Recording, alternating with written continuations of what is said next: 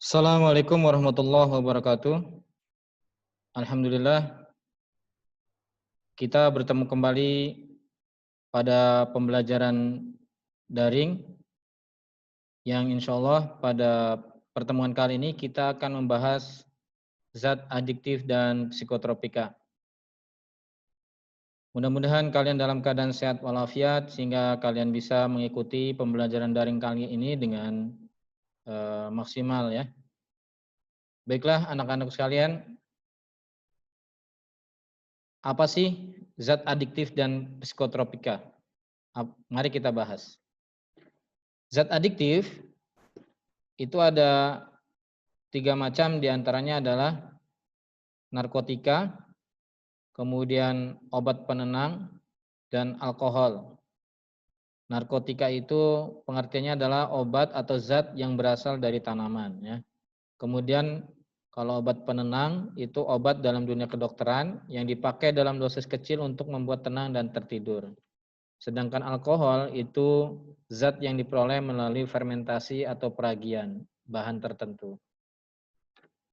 Tadi sebelumnya apa sih pengertian dari zat adiktif? Pengertian dari zat adiktif adalah zat yang pemakaiannya dapat menimbulkan ketergantungan fisik yang kuat dan ketergantungan psikologis yang panjang. Itu zat adiktif, ya.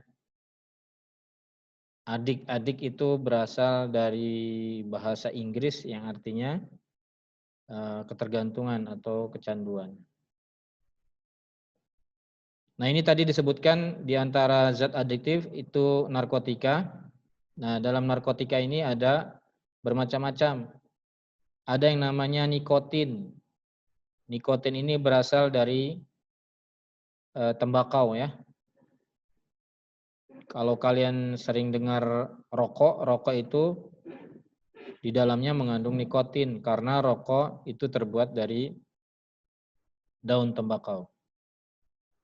Kemudian kokain. Ini juga sama daun juga, berasal dari daun koka ya. Kemudian opium berasal dari getahnya, getah buah Papaver somniferum. Atau nama lainnya opium ini candu, morfin, putau, heroin, dan kodein. Jadi dari opium ini bisa bermacam-macam yang dihasilkan. Kemudian ganja.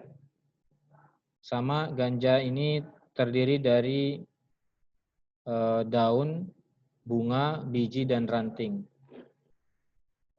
Itu nama tumbuhannya adalah marijuana atau cannabis sativa. Itu narkotika yang termasuk zat adiktif yang bisa menyebabkan ketergantungan tapi berasal dari tumbuh-tumbuhan. Ini contoh dari cannabis sativa. Cannabis sativa itu marijuana ya, ganja. Papaver somniferum ini apa? Tadi opium. Opium. Ini opium. Buah opium yang dilukai dengan pisau sadap akan mengeluarkan getah kental berwarna putih. Setelah kering dan berubah warna menjadi coklat, getah ini dipungut dan dipaskan sebagai opium mentah.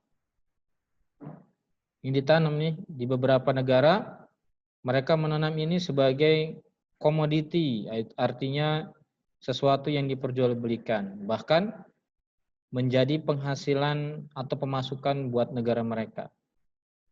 Di antaranya negara Iran itu ya, berarti ada masalah dengan mereka ya. Jadi opium sebagai pemasukan negara.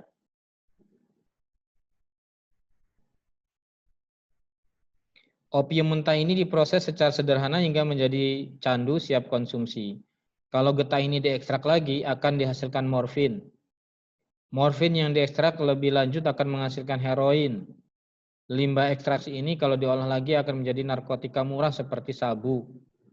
Jadi kalian sering dengar sabu-sabu itu limbah dari proses opium menjadi heroin atau proses opium menjadi morfin. Jadi sisa-sisanya itu menjadi sabu. Ini termasuk zat adiktif yang terlarang, bahkan disalahgunakan untuk senang-senang atau mengakibatkan tubuh ini menjadi kecanduan, ya. Mungkin kalian sering dengar morfin, ya, heroin, tapi yang sering kalian dengar di masyarakat beredar itu sabu-sabu. Ini diperjualbelikan. Jangan sampai kalian nyoba barang-barang seperti ini. Ini adalah bagian dari ilmu, bukan berarti ilmu ini nanti kalian akan nyoba-nyoba, bukan ya. Nauzubillah, mudah-mudahan kita berlindung dari Allah, mudah-mudahan tidak sampai melakukan hal ini. Jadi ini adalah ilmu untuk supaya kita bisa menjauhi saja. Ini daun koka, ya, yang menghasilkan kokain, menghasilkan. Kemudian ini nikotin, daun tembakau yang digunakan untuk membuat rokok. Bahan utamanya ini adalah bahan utama dari rokok. Nah, pada prakteknya atau pemakaian dalam yang biasa kita dengar, ya, bukan kita temui tapi kita dengar. Mudah-mudahan jangan sampai kita menemui ini di keluarga kita maupun lingkungan di sekitar kita. Tapi kita sering dengar di media-media televisi berkaitan dengan penyalahgunaan narkotika ini. Ganja itu biasanya dipakai dalam bentuk lintingan rokok. Makanya hati-hati nih. Jadi kemarin kan sudah ada pembahasan tuh terkait rokok, ya. Bukan terkait rokok saja, terkait dengan narkotika atau zat adiktif ini. Dibahas oleh salah satu guru kita yang sempat ikut pelatihan terkait pembahasan obat-obat terlarang di BNN provinsi, dan beliau menyampaikan kembali kepada kalian. Dan ini di materi ini ada di IPA. Jadi pembahasan ini ada bagian dari kurikulum di pelajaran atau mata pelajaran IPA. Pertama, ganja itu biasa dipakai dalam lintingan rokok. Gejala pemakainya gembira, tertawa tanpa sebab, santai, lemah, bicara sendiri, mengantuk, menguap, susah tidur, pengendalian diri kurang, dan seterusnya. Kemudian opium, ini gejala pemakainya hampir mirip, gembira, tertawa berlebihan, bicara sendiri, cenderung berbuat kerusuhan, mual, susah BAB, pupil mengecil, nafas berat. Kokain juga seperti itu, gejala pemakaiannya seperti yang lainnya, suka bicara, gembira berlebihan, gaduh, gelisah, detak jantung meningkat, demam, nyeri, perut mual, dan muntah. Kemudian nikotin, ini yang paling banyak terdapat dalam rokok, ya. Itu bisa menyebabkan gelisah, mengamuk, mengantuk, malas, daya pikir menurun, bicara, dan tindakan lambat. Jadi sebaiknya kalian hindari ini, terutama yang namanya rokok. Nah, rokok ini adalah pintu untuk masuk ke dalam mencoba zat-zat ini, zat-zat adiktif ini. Jadi pintu masuk orang-orang menggunakan zat-zat adiktif ini diantaranya adalah dari rokok. Karena rokok gejala pemakaiannya mirip dengan zat-zat adiktif yang lainnya. Nih, kalau misalkan pemakainya kehabisan, jadi kalau seandainya dia terbiasa menggunakan ganja, opium, kokain, dan nikotin, kemudian tiba-tiba terputus atau stoknya habis, itu akan menimbulkan gejala seperti ini, sukar tidur, hiperaktif, hilang nafsu makan, ya. Kemudian kalau misalkan dia berlebihan menggunakan zat-zat adiktif ini, gejalanya diantaranya ketakutan, daya pikir turun, denyut nadi tak teratur, dan gangguan jiwa. Begitupun dengan opium, kokain, dan nikotin. Ya. Ini gejala-gejala di mana pertama ketika dia terbiasa menggunakan zat-zat ini, kemudian terputus atau habis. Ya. Kemudian kalau misalkan dia memakai zat-zat ini juga berlebihan menyebabkan gejala ini atau gejala OD. OD itu kepanjangan dari overdosis. Overdosis itu berarti berlebihan. Nah, itu tadi narkotika ya. Ya. Narkotika itu zat adiktif yang berasal dari tumbuhan. Kemudian alkohol. Alkohol ini diperoleh dari proses peragian atau fermentasi sejumlah bahan.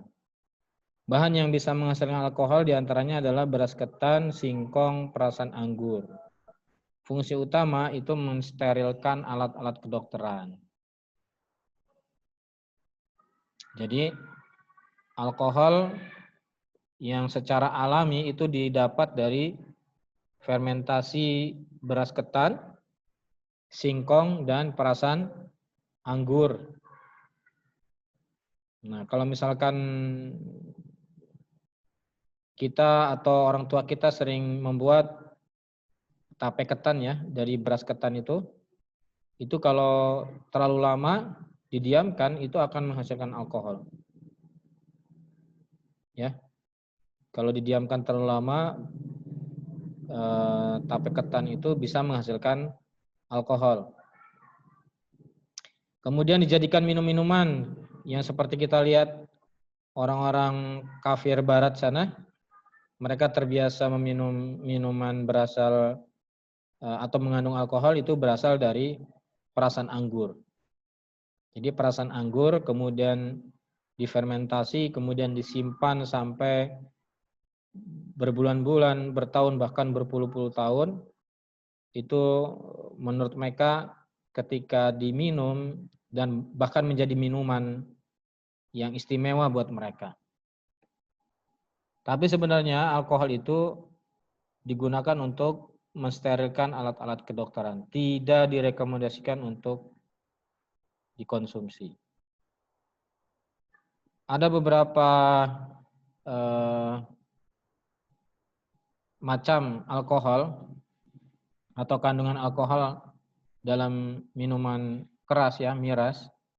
Yang pertama golongan A itu alkohol atau etanolnya mengandung sekitar 1-5%. Sedangkan golongan B etanolnya mengandung 5-20%. Sedangkan golongan C etanolnya atau alkoholnya mengandung sampai 20-50%. Jadi yang paling besar adalah golongan C yang etanolnya mengandung 20-50%. Kemudian gejala pemakaian alkohol. Setelah meminum minuman keras yang mengandung alkohol, itu gejalanya pertama gembira. Kemudian pengendalian diri turun, keseimbangan.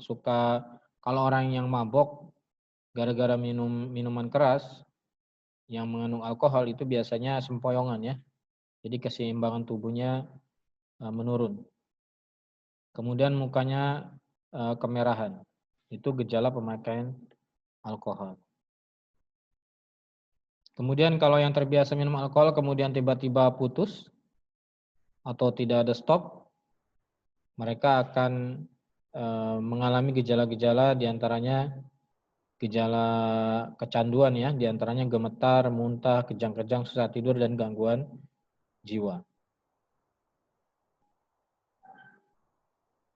Kemudian kalau gejala OD, alkohol, OD itu overdosis. Kalau gejala orang yang mengkonsumsi alkohol secara berlebihan, itu diantaranya gelisah, tingkah laku kacau, kendali turun, dan bicara sendiri. Sekali lagi, pembahasan ini bukan untuk kalian coba. tapi pembahasan ini dijadikan sebagai ilmu untuk kalian jauhi. Bahkan mungkin bisa menjadikan kalian menasehati orang-orang yang sudah terlanjur menggunakan zat-zat ini.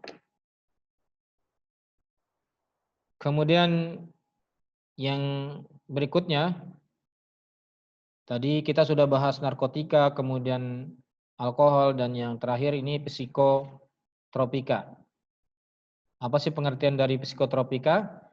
Psikotropika adalah zat atau obat alamiah atau sintetis, bukan narkotika, berkhasiat psikoaktif melalui pengaruh pada susunan saraf pusat yang menyebabkan perubahan khas pada aktivitas mental dan perilaku. Jadi zat atau obat alamiah ya, bukan narkotika. Narkotika itu tadi kita sudah bahas, narkotika itu zat adiktif yang berasal dari tumbuhan. Tapi psikotropika ini zat atau obat alamiah atau sintetis. Bisa berasal dari alamiah maupun buatan atau sintetis. Psikotropika itu dibagi menjadi 4. Ada golongan 1, golongan 2, golongan 3, dan golongan 4. Golongan 1 tujuannya itu iptek atau ilmu pengetahuan. Jadi potensi kuat mengakibatkan sindrom ketergantungan. Jadi awalnya golongan 1 psikotropika ini untuk ilmu pengetahuan, ya, bukan untuk dikonsumsi. Nah, konsumsi itu golongan 1 ketika ada orang yang mengkonsumsi psikotropika golongan 1 berarti itu adalah penyalahgunaan. Golongan 2 tujuannya iptek dan untuk terapi. Nah, kalau terapi itu kan di bawah pengawasan dokter. Kemudian dosisnya juga diatur, bukan sembarang ya. Kemudian golongan 3 itu memang dibuat untuk obat, terapi, dan tujuan iptek. Sekali lagi kalau obat dan terapi itu di bawah pengawasan dokter, tidak sembarang konsumsi. Dan golongan 4 juga tujuannya adalah obat, terapi, dan tujuan iptek. Contoh psikotropika, LSD, menimbulkan halusinasi untuk orang, gangguan jiwa, dan sakit ingatan. Jadi sebenarnya psikotropika LSD ini untuk orang-orang yang sakit jiwa, jadi obat sakit jiwa. Ya. Obat sakit jiwa. Cara kerjanya membuat otot-otot yang tegang menjadi rileks. Kemudian amfetamin, hasil sintesisnya berupa ekstasi dan sabu-sabu. Makanya kalian sering dengar ya, itu ada ekstasi dan sabu-sabu. Itu dari sintesis dari amfetamin. Gejalanya siaga, percaya diri, gembira berlebihan, banyak bicara, tidak mudah lelah, tidak nafsu makan, berdebar-debar, tensi menurun, napas cepat. Ada biasanya penyalahgunanya diantaranya orang yang sering tampil di depan umum. Contohnya siapa? Artis tuh ya. Jadi ketika dia tampil di depan umum, kurang percaya diri, terkadang mereka menggunakan ekstasi dan sabu-sabu. Karena banyak ya contohnya ya. Jadi tidak sembarang menuduh. Maksudnya ini banyak kita lihat atau kita dengar di media televisi, media massa. Terkait dengan banyaknya artis yang menggunakan ekstasi dan sabu. Ketika ditanya untuk apa? Supaya lebih percaya diri katanya ketika tampil di depan umum. Kemudian kalau overdosis itu bisa menyebabkan jantung berdebar, panik, mengamuk, paranoid, tensi naik, kejang, pendarahan otak, suba dan naik, kerusakan ujung saraf otak. Bahkan kondisi yang lebih buruk adalah kematian overdosis. Nah, sebenarnya tadi kita sudah bahas terkait dengan golongan pertama, kedua, ketiga, dan keempat. Tujuan pemakaian zat adiktif dan psikotropika yang benar adalah ilmu pengetahuan. Tadi tujuannya iptek, ilmu pengetahuan. Ilmu pengetahuan dan teknologi. Jadi tujuan pemakaian zat adiktif dan psikotropika yang benar adalah untuk ilmu pengetahuan dan pelayanan kesehatan. Untuk obat tadi ya, untuk terapi, sekali lagi itu di bawah pengawasan dokter dan dengan dosis yang tepat. Nah, dampak negatifnya banyak nih. Merusak sel saraf, perubahan perilaku, ketergantungan, yang pasti yang namanya zat adiktif itu bisa menimbulkan ketergantungan. Menimbulkan penyakit, HIV, jantung, radang lambung, merusak hati, dan pankreas.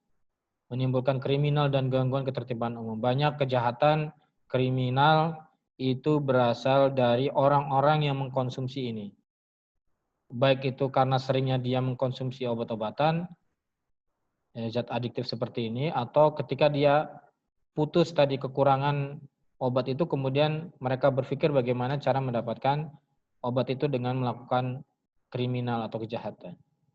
Yang pasti yang ujungnya adalah menimbulkan masalah sosial. Makanya kita harus hati-hati dengan zat adiktif yang bisa menimbulkan baik itu ketergantungan tubuh maupun secara sosial juga bisa menimbulkan masalah. Nah, buat kalian, ini nasihat buat kalian generasi harapan bangsa, terutama anak-anak yang usia pelajar ya maupun mahasiswa. Ini kalian itu adalah generasi harapan bangsa. Harapan bangsa itu harapan keluarga ya, kemudian harapan masyarakat, harapan pemerintah, dan harapan sekolah. Ketika kalian di sekolah, kalian adalah harapan generasi penerus yang bisa memajukan bangsa. Pemerintah juga punya kewajiban memberikan pembiayaan ke sekolah, subsidi ke sekolah. Harapannya adalah muncul generasi-generasi penerus untuk mengurus bangsa atau untuk mengurus pemerintah. Begitupun dengan masyarakat. Masyarakat butuh generasi harapan bangsa untuk mendidik masyarakatnya menjadi lebih baik. Dan yang paling penting adalah keluarga.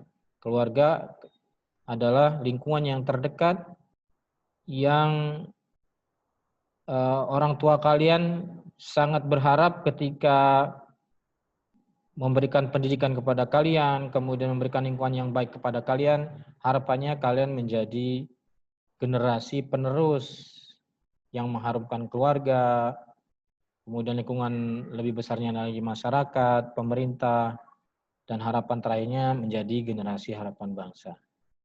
Jadi sekali lagi ilmu ini bukan untuk kalian coba-coba, tapi ilmu ini adalah untuk supaya kalian lebih waspada dan hati-hati. Mungkin itu saja dari Bapak. Mudah-mudahan bermanfaat. Wassalamualaikum warahmatullahi wabarakatuh.